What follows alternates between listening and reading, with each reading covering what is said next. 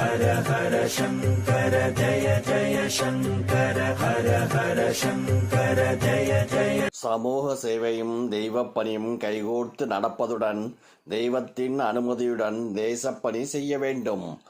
ஆசைகள் விடுவது முதலில் சிரமமாக இருக்கும்.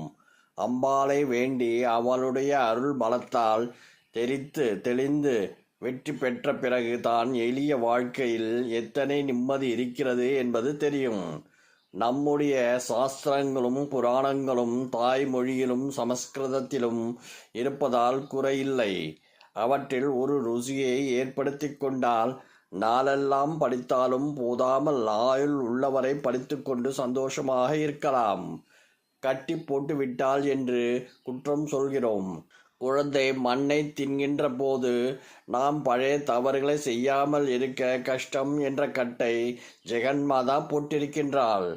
வைரத்திலும் பட்டிலும் பெண்களுக்கு ஆசை போய்விட்டால் குடும்ப வாழ்க்கை சமூகமாக வாழ்க்கையாக மட்டுமில்லாமல் பெண் தர்மமே பிழைத்துவிடும்.